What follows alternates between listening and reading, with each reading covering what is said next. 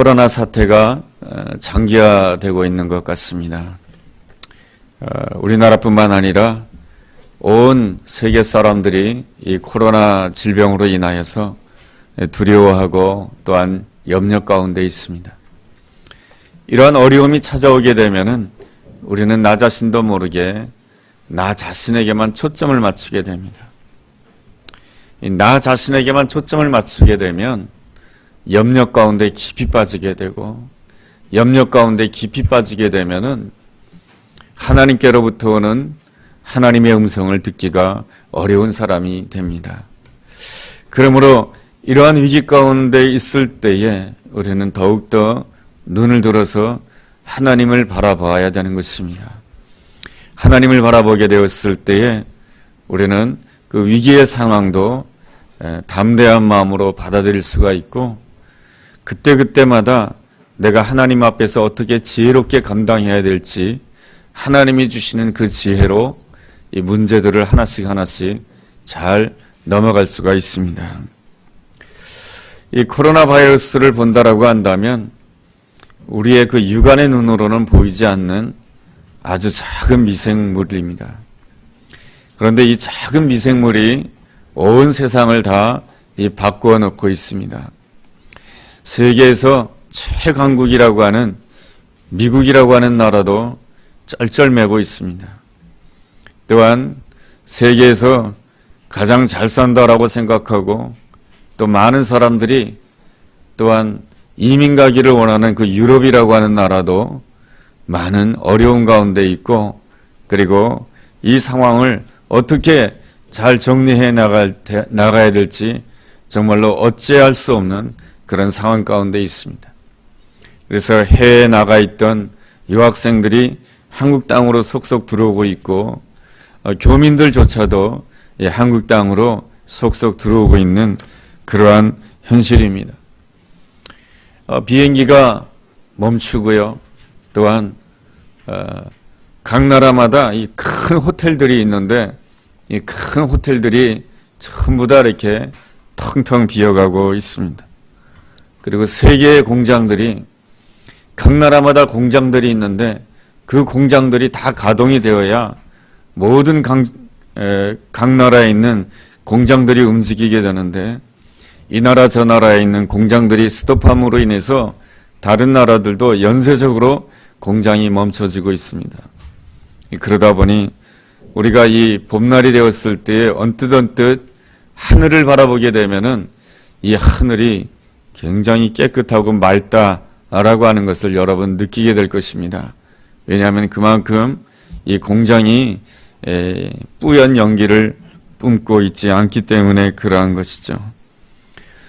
사람들은 그 인간의 문명을 생각하면서 사람은 무엇이든지 다 할 수 있다고 생각하지만은 이 작은 미생물들은 인간의 세계를 한순간에 이렇게 다 이렇게 바꾸어 놓고 있습니다. 이 작은 미생물 앞에서도 우리 인간이 얼마나 연약한 존재인지를 우리가 깨달아야 됩니다. 어떤 이는 이렇게 말합니다. 인간들이 자연을 너무나 환하게 만들어서 이 자연이 인간을 공격하는 것이라고 말이죠. 인간이 너무 자기 자신의 기쁨에 초점을 맞추어서 모든 것을 행하며 살아왔다라고 하는 것입니다. 오늘 말씀은 27절에 그때라고 하는 표현으로 시작됩니다. 그때란 언제입니까? 26절에 보면은 바로 안디옥 교회가 비로소 그리스도인이라 일컬음을 받은 그때를 말하는 것입니다. 그리스도인이란 어떠한 사람입니까? 나 자신의 기쁨도 있지만 나 자신의 기쁨보다는 하나님의 기쁨을 더 많이 생각하고 하나님의 기쁨에 참여하는 사람을 그리스도인이라고 하는 것입니다. 우리가 하나님의 기쁨을 어떠한 형편 가운데 있다 할지라도 우리가 하나님의 기쁨을 잘 묵상해야 됩니다. 하나님의 말씀, 하나님의 행하심, 그 모든 것이 복음인 이유가 무엇입니까? 하나님 안에 이 기쁨이 있기 때문에 그런 것입니다. 하나님 안에 기쁨이 없다라고 한다면 우리가 하나님을 믿을 필요가 없을 것입니다. 하나님 안에는 언제나 기쁨이 있습니다. 그렇다라고 한다면 그 하나님의 기쁨이라고 하는 것이 무엇일까요? 요한복음 17장 26절의 말씀을 통해서 하나님의 기쁨을 이렇게 볼 수가 있습니다. 여러분 말씀 나눔 안에 주보 안에 보면 2번에 요한복음 17장 26절 말씀을 기록해 놓았습니다. 우리 함께 읽어보겠습니다. 시작. 내가 아버지의 이름을 그들에게 알게 하였고 또 알게 하리니 이는 나를 사랑하신 그 사랑이 그들 안에 있고 나도 그들 안에 있게 하려 함이라. 아멘. 이 말씀은 예수님께서 잡히시기 전에 겟세마네 동산에서 기도했던 그 내용이 요한복음 17장에 기록되어 있습니다. 그리고 요한복음 17장의 맨 17장에 보면은 이 26절에 나와 있는데 바로 예수님께서 간절히 피땀 흘리시면서 기도하시면서 모든 사람들에게 무엇을 알려주기를 원하셨냐 하면은 아버지의 이름을 알려주기를 원하였던 것입니다. 아버지의 이름이라고 하는 것은 무엇입니까? 바로 26절 중반절에 나와 있는 대로 나를 사랑하신 그 사랑이 바로 아버지의 이름이 가지고 있는 뜻이며 아버지의 사랑이며 하나님의 사랑인 것입니다. 하나님께서는 태초에 천지를 창조하시기 이전에 하나님 안에는 기쁨이 있었습니다. 그 기쁨이라고 하는 것이 무엇이냐면은 아들을 사랑하는 기쁨인 것입니다. 하나님께서 아버지로서 성자이신 아들 예수 그리스도를 바라보시면서 기뻐하시는 기쁨이 아버지이신 하나님 안에 계셨던 것입니다. 아버지의 기쁨이 무엇입니까? 아들을 바라보면서 나를 닮은 그 아들의 모습을 보고 기뻐하는 것이 바로 아버지의 기쁨인 것입니다. 그 아버지는 자신을 기뻐하셨습니다. 자신을 기뻐하셨기 때문에 아들 예수 그리스도 안에서 자신을 닮은 모습을 보고 기뻐하시는 것이 바로 아버지의 기쁨이며 하나님의 기쁨인 것입니다. 하나님께서는 이 기쁨이 충만했습니다. 이 기쁨이 충만하기 때문에 이 기쁨이 더 확대되기를 원하였습니다. 그래서 하나님께서는 인간을 창조하신 것입니다. 인간을 어떻게 창조하셨습니까? 여러분 말씀 나눔의 3번에 보면 창세기 1장 27절에 기록되어 있습니다. 다 같이 한번 읽어보겠습니다. 시작. 하나님이 자기 형상 곧 하나님의 형상대로 사람을 창조하시되 남자와 여자를 창조하시고, 하나님께서는 인간을 창조하셨을 때 어떻게 창조하셨냐면 하나님의 형상대로 창조하셨다라고 말씀해 주고 있습니다. 달리 말하면은 하나님을 닮은 모습으로 창조하셨다라고 말씀해 주고 있습니다. 왜 그런 것입니까? 이 땅에 있는 그 모든 인간들을 향해서 아버지로서 아들을 사랑하기를 원하시는 것입니다. 하나님 안에는 기쁨이 있었는데 아들 예수 그리스도를 바라보면서 나를 닮았구나, 그 기쁨을 누구에게서 또한 찾기를 원하시냐면은 하나님의 형상대로 창조된 인간을 바라보면서 이 사람들이 바로 나를 닮았구나, 나를 닮은 그 모습을 보고 아주 기뻐하기를 원하시는 것이죠. 이것이 바로 하나님께서 하나님 안에 있는 기쁨인 것입니다. 이러한 하나님의 안에 있는 이 기쁨은 우리 인간에게도 이렇게 전수되어 있는 것이죠. 하나님의 형상을 닮은 우리 인간은 자녀를 낳게 되면은 아무것도 안 닮았으면은 발가락 닮은 거 하나 가지고 내 발가락이랑 똑같이 생겼네 하면서 너무너무 기뻐하고, 다른 거 하나도 안 닮아도 눈썹이 똑같은 거 가지고 그것 때문에 너무 기뻐하는 것입니다. 이것은 바로 하나님이 우리에게 주신 아름다운 기쁨인 것입니다. 우리 사람은 부족하기 때문에 이렇게 생각하죠. 아유, 내 자식은 나의 이런 점은 안 닮았으면 좋겠어. 그러한 마음이 있지만은 하나님은 그렇지 않아요. 하나님은 자신을 보시면서 너무 기뻐하셨어요. 그리고 자신을 닮은 예수 그리스도를 보면서 너무 기뻐하셨고, 이 기쁨이 더욱더 확장이 되어서 이 땅에 하나님이 창조하신 그 인간들을 바라보면서 나를 닮은 모습을 보면서 하나님은 기뻐하기를 원하시는 것이죠. 이것이 바로 하나님의 기쁨이요 아버지의 기쁨인 것입니다. 그러나 인간의 문제는 하나님이 보이지 않는다 하여서 하나님의 기쁨에 대해서는 관심을 가지지 못합니다. 대신 무엇에 대해서만 관심을 가집니까? 나 자신의 기쁨에 대해서만 관심을 가지게 됩니다. 하나님의 기쁨을 가지지 아니하고 나 자신의 기쁨에만 초점을 맞추게 되면 그러한 사람을 로마서 1장 18절에서는 그러한 사람을 불의하다라고 이렇게 표현한 것입니다. 불의하다라고 하는 것은 무엇입니까? 나는 기쁜데 나의 기쁨 때문에 다른 사람이 슬퍼하고 불행해질 때 그것을 바로 불의하다라고 하는 것입니다. 단적인 한 예를 든다라고 한다면 일본이 우리나라를 침략하였습니다. 조선 땅을 침략하였습니다. 일본 사람들은 우리가 조선을 정복했다고 기뻐합니다. 그러나 일본의 기쁨은 또한 누구의 불행이냐면 조선의 불행인 것입니다. 그런 점에 있어서 그 기뻐하는 모습은 바로 성경의 시각으로 바라보았을 때는 그 기쁨은 바로 불의한 것입니다. 반대로 의롭다라고 하는 것은 무엇입니까? 의롭다라고 하는 것은 나의 기쁨이 동시에 당신의 기쁨이 되는 것이 의롭다라고 하는 것입니다. 그러기 위해서는 하나님의 기쁨이 나의 기쁨이 되어야 되는 것입니다. 하나님의 기쁨이 나의 기쁨이 되었을 때에 우리는 나의 기쁨이 너의 기쁨이 되는 것이고 나의 수고가 하나님의 영광이 되는 것이고 내 기쁨, 내 즐거움이 당신의 즐거움이 되는 것입니다. 이러한 삶을 성경에서는 바로 의롭다라고 하는 것입니다. 바로 하나님은 의로우신 하나님이십니다. 그러기에 하나님의 기쁨을 무슨 기쁨이라고 하냐면은 아버지의 기쁨이라고 표현할 수가 있는 것입니다. 그래서 하나님께서는 어찌하든지 자신의 그 기쁨이 바로 이 땅에 있는 모든 인간들의 기쁨이 되기를 원했던 것입니다. 이 기쁨을 가장 잘 아시는 분이 계셨습니다.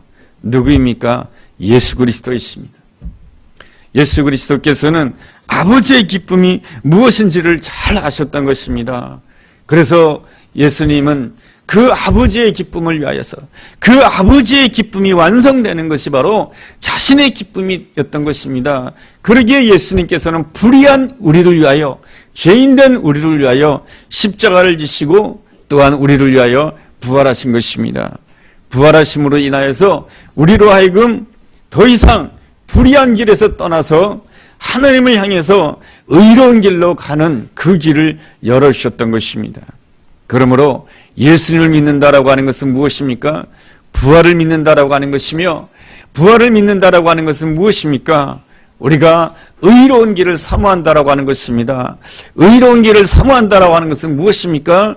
이제부터는 나의 기쁨이 하나님의 기쁨이 되기를 원하고 나의 기쁨이 하나님이 맡겨준 그 사람들의 기쁨이 되기를 원합니다. 나의 기쁨만 생각할 때는 금방 염려에 빠지고 나의 기쁨만 생각한다라고 한다면 금방 두려움에 빠지게 되지만은 하나님의 기쁨을 생각하고 하나님이 맡겨준 사람들의 기쁨을 생각한다라고 한다면 그 사람은 어떠한 사람이 됩니까?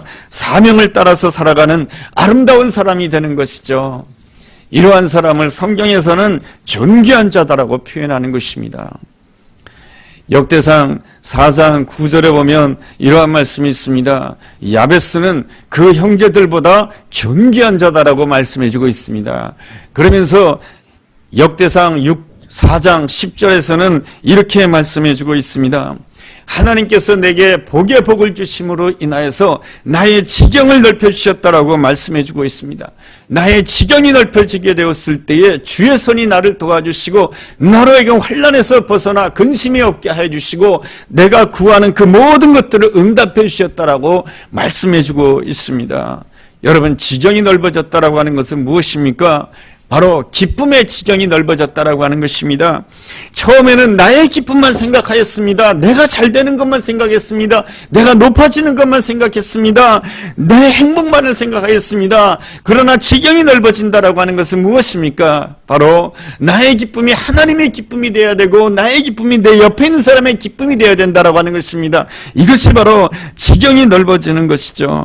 이 지경이 넓어지게 되었을 때에 하나님께서 주시는 축복이 있습니다. 주의 손이 함께 해주신다라고 하는 것입니다. 주님의 손이 함께 해주실 때에 바로 근심하는 그 모든 것들을 해결해 주시고 그 구하는 그 모든 것들을 받게 해주셨다라고 하는 그 말씀이 바로 역대상 4장 10절의 말씀의 아름다운 의미인 것입니다. 이러한 자를 바로 지경이 넓어진 자를 성경에서는 무엇이라고 말하냐면 존귀한 사람이라고 말을 하는 것입니다. 이사야서 32장 8절에 이러한 말씀이 있습니다. 존귀한 자는 존귀한 일을 계획하고 그는 항상 존귀한 일을 일 위에 서리라. 항상 존귀한 것을 생각하고 존귀한 일을 감당한다라고 하는 것입니다.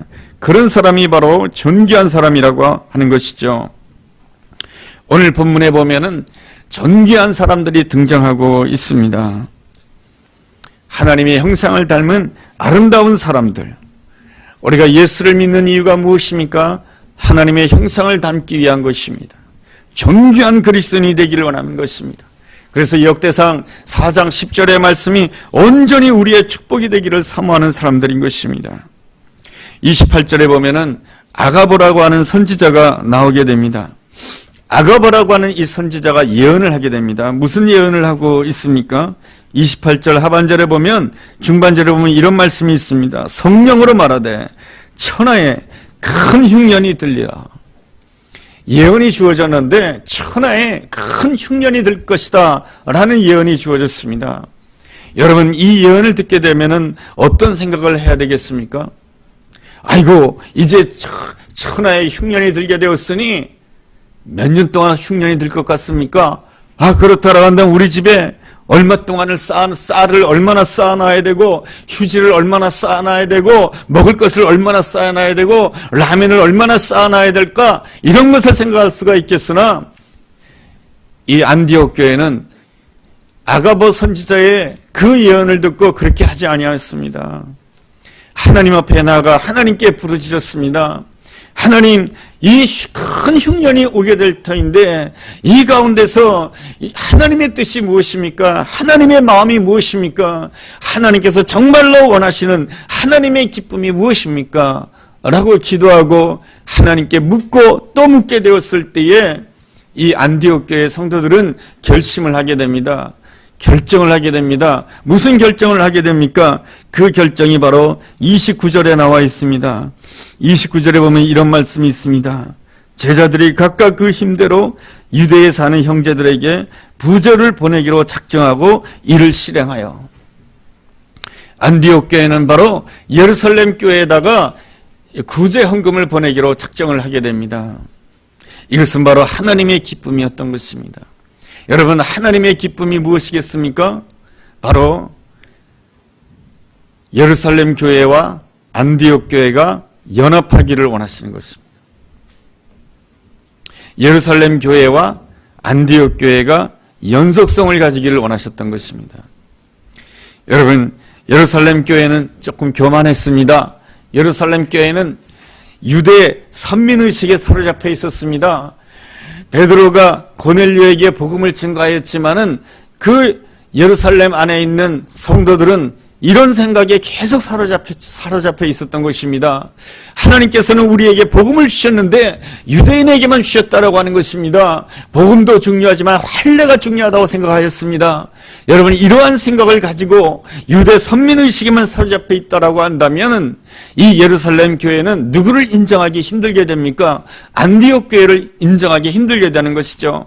안디옥 교회를 인정하기 힘들게 된다라고 한다면 어떤 일이 일어나게 됩니까? 예루살렘 교회가 안디옥 교회를 인정하지 않고, 그렇다라고 한다면 안디옥 교회가 따로 떨어져 나간다라고 한다면 이 안디옥 교회가 어떻게 되겠습니까?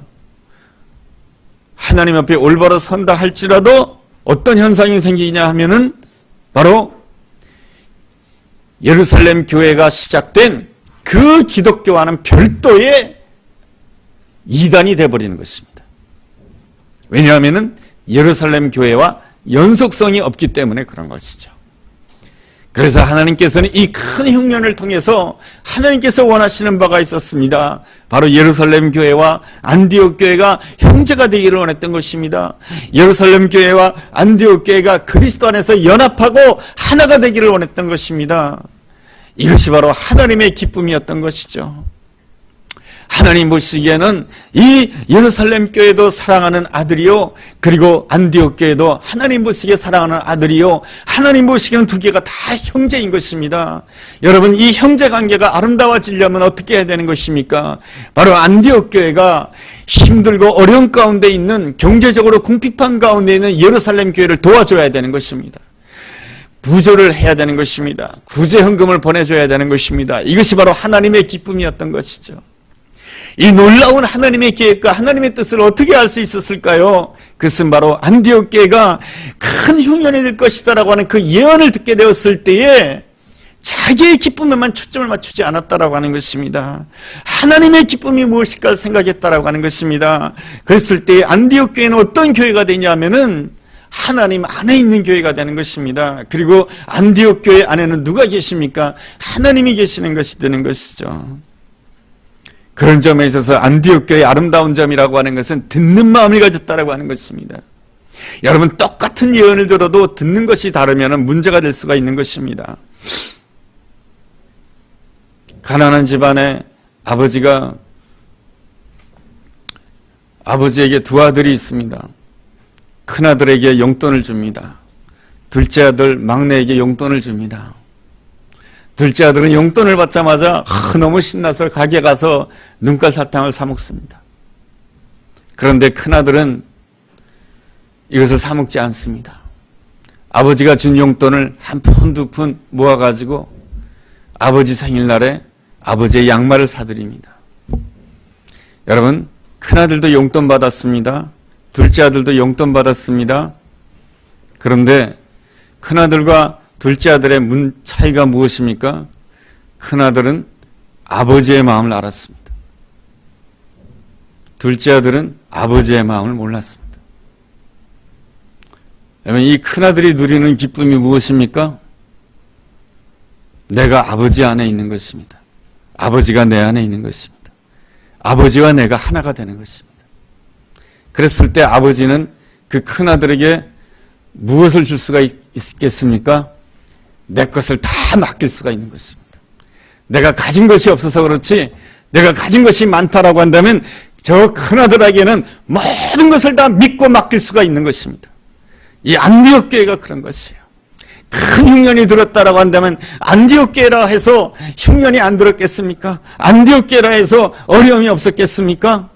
그러나 안디옥 교회는 그 위기 가운데 하나님의 마음을 먼저 생각하였습니다. 아버지의 마음을 먼저 생각하였습니다. 아버지의 기쁨을 계산한 것이죠.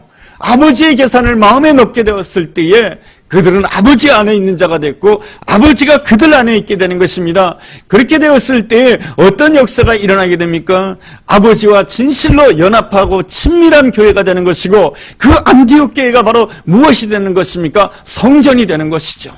성전이란 무엇입니까? 하나님이 임재하시는 자리인 것입니다. 고린도전서 3장 16절에 너희가 하나님의 성전인 것을 알지 못하느냐? 그러므로 우리가 그리스도의 장성한 분량까지 날마다 믿음이 성장해야 되는 것입니다. 믿음이 성장해야 아버지 안에 내가 있게 되는 것이고, 아버지께서 내 안에 있게 되는 것이고, 내가 성전이 되는 것이고, 늘 하나님과 동행하는 아름다운 사람이 될 수가 있는 것이죠. 이것이 바로 안디옥 교회의 성숙한 모습이며 성숙한 그리스도인의 모습이며 아버지의 기쁨을 먼저 마음속에 넣는 축복된 삶인 것입니다. 여러분, 안디옥 교회가 예루살렘 교회에다가 구제 헌금을 보냅니다. 그러면 이럴 수도 있습니다. 편지를 보내서 그 중에 어떤 믿을 만한 사람 한 사람을 보내라고 말이죠. 우리가 구제 헌금 줄 테니까 말이죠. 그러나 안디옥 교회는 그렇게 하지 않았습니다. 여러분, 30절에 보면 이런 말씀이 있습니다.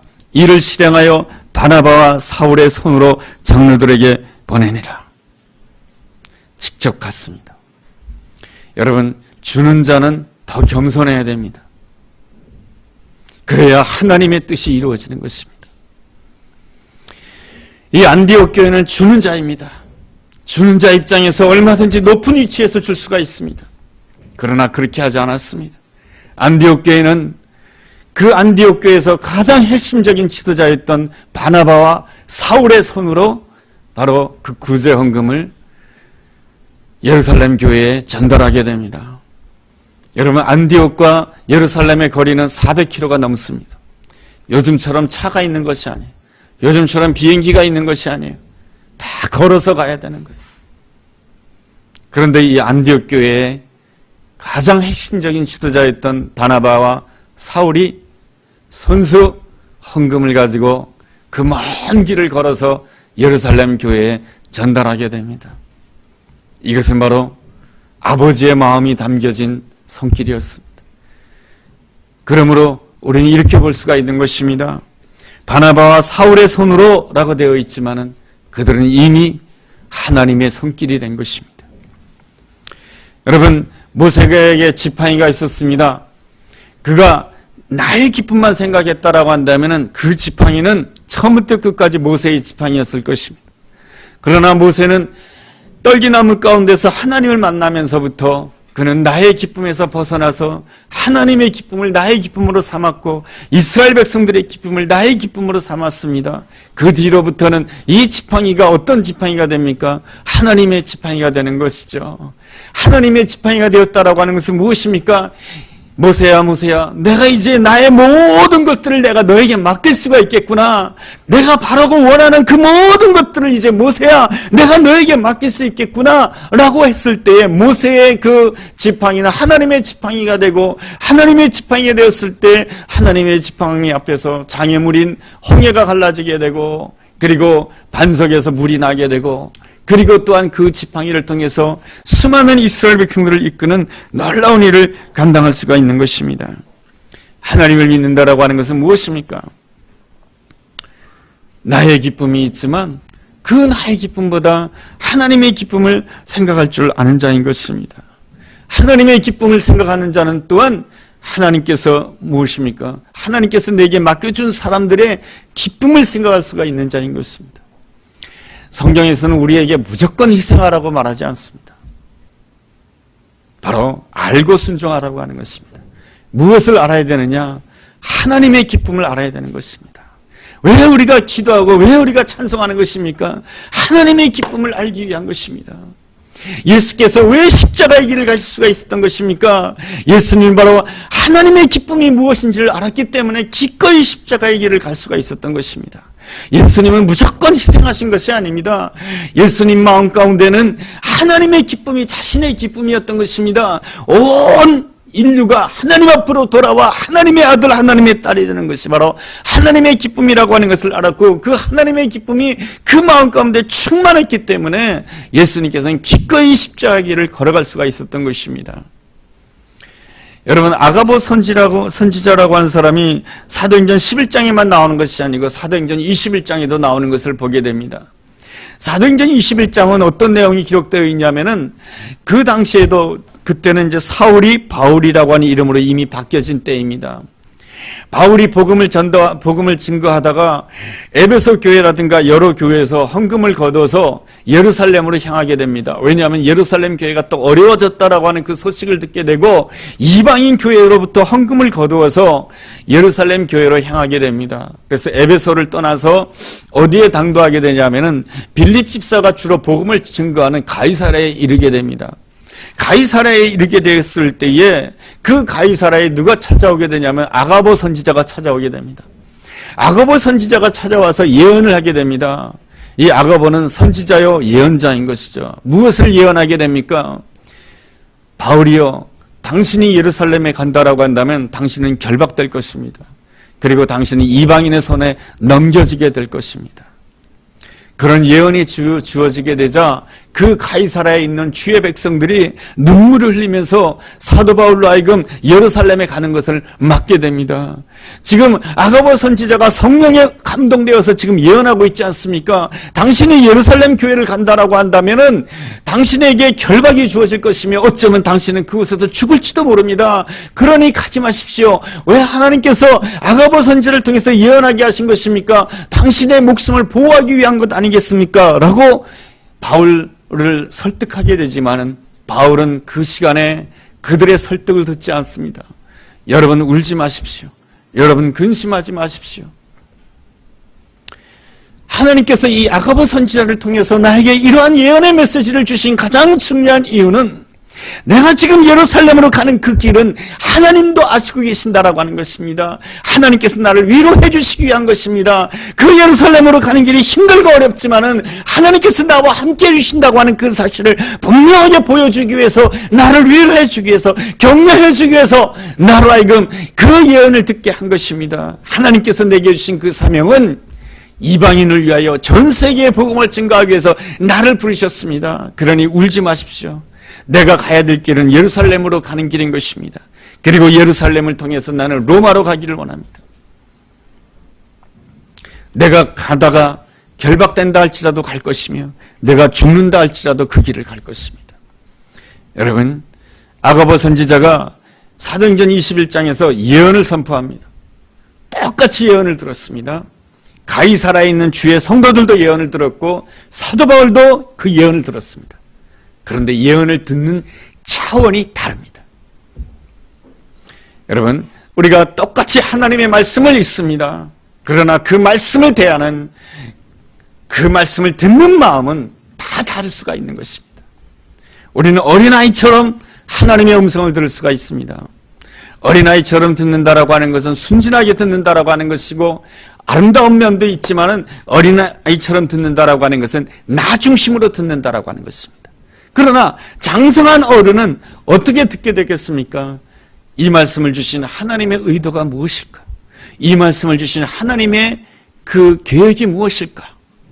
먼저 하나님의 생각을 생각하고 하나님의 마음을 생각하고 하나님의 기쁨이 무엇인가를 먼저 생각한다라고 하는 것입니다. 이것이 바로 그리스도의 장성한 분량에 이른 자가 그 예언을 듣는 아름다운 자세인 것입니다. 이번 주는, 오늘은 종료주일이고 이번 주간은 고난주간입니다. 예수님께서 그 십자가를 앞에 두고 나 자신의 기쁨에만 사로잡혔다라고 한다면 예수님은 그 종료주일날 사람들이 그 뭡니까? 무슨 가지를 들고 나왔죠? 종려나무 가지를 들고 나와서 호산나 호산나 하면서 막 예수님을 환영했을 때 그 사람들을 이끌고 칼을 들었을 것입니다. 그리고 로마를 향해서 적대적인 군사를 모집하였을 것입니다. 그러나 예수님께서는 그 호산나 호산나라고 하는 그 이야기를 들으면서도 예수님의 초점은 딱 한 가지입니다. 하나님의 기쁨이 무엇일까? 예수님께서 그 십자가 상에서 못 박혔을 때 얼마나 힘드셨을까요? 나의 기쁨에만 사로잡혀 있었다라고 한다면 예수님은 그 십자가 상에서 절망했을 것입니다. 그러나 예수님은 그 십자가 상에서도 하나님의 기쁨을 생각하였고 아버지의 기쁨을 생각하였습니다. 그 내용이 요한복음 19장을 읽으면 나옵니다. 예수님이 십자가상에서 뭐라고 외쳤습니까? 내가 목마르다. 무엇에 목마른 것입니까? 내 기쁨이 없다는 것에 목말랐습니까? 그렇지 않습니다. 하나님의 기쁨에 목말랐습니다. 아버지의 기쁨에 목말랐습니다. 그리고 내가 다 이루었다라고 말씀하십니다. 그게 뭡니까? 내가 끝까지 아버지의 기쁨만 생각했습니다. 내가 끝까지 하나님의 기쁨만 생각했습니다. 예수님은 이 땅에 오셔서 처음부터 끝까지 하나님 아버지의 기쁨만 생각하였습니다. 그러기에 예수님의 손길은 언제나 하나님의 손길이었던 것입니다. 그러기에 예수님은 언제나 축복의 통로가 될 수가 있었던 것입니다. 오늘 제목을 사울의 손으로 라고 이렇게 잡았습니다. 그것은 바울이 오직 예수님을 만난 이후부터 나의 기쁨보다는 하나님의 기쁨을 생각하였고 하나님이 내게 맡겨준 그 사람들의 기쁨을 생각하였던 것입니다. 나의 기쁨만 먼저 생각하면 자존심이 상합니다. 나의 기쁨만 먼저 생각하면 내 부족한 거 생각합니다. 나의 기쁨만 먼저 생각하면 두려움에 빠지게 됩니다. 그러나 하나님의 기쁨을 먼저 생각하고 아버지의 기쁨을 먼저 생각한다라고 한다면 우리는 어떤 위기 가운데서도 우리는 끝까지 하나님이 주신 그 길을 담대하게 걸어갈 수가 있으며 우리는 어떠한 자리에 있든지 간에 축복의 통로가 될 수 있는 줄로 믿습니다. 왜냐하면 나의 손길은 더 이상 단순한 나의 손길이 아니고 하나님의 손길이 되기 때문에 그러한 것입니다. 역대상 4장 9절과 10절, 오늘 말씀을 준비하면서 역대상 4장 9절과 10절 말씀을 다시 한번 생각해 보게 되었습니다. 전과는 다르게 생각하게 되었습니다. 야베스는 그 형제보다 존귀한 자라고 성경에서 말씀해 주고 있습니다. 그 이유가 무엇입니까? 하나님께서 그에게 복의 복을 주심으로 인해서 지경이 넓어졌다라고 하는 것입니다. 이것이 그가 복된 이유인 것입니다. 나의 기쁨에만 사로잡힌 것이 아니고 하나님의 기쁨, 그리고 하나님이 나에게 허락하시는 그 기쁨, 하나님께서 맡겨주신 그 사람들에 대한 기쁨의 지경으로 넓어졌기 때문에 주의 손이 나를 도와주셨고 나로 하여금 환난에서 벗어나 근심이 없게 하여 주셨고 또한 그 구하는 것을 다 들어주셨다라고 약속해주고 있습니다. 오늘 이 고난주간을 바라보면서 우리가 가져야 될 생각은 딱 한 가지입니다. 하나님의 기쁨이 나의 기쁨이 되길 원하고 하나님이 나에게 맡겨준 그 사람들의 기쁨이 나의 기쁨이 되기를 원합니다. 이것이 바로 지경을 넓히는 기도요, 이것이 바로 축복으로 가는 아름다운 길인 줄로 믿습니다. 이 시간 주신 말씀 생각하면서 우리 함께 기도하는 시간을 가지겠습니다.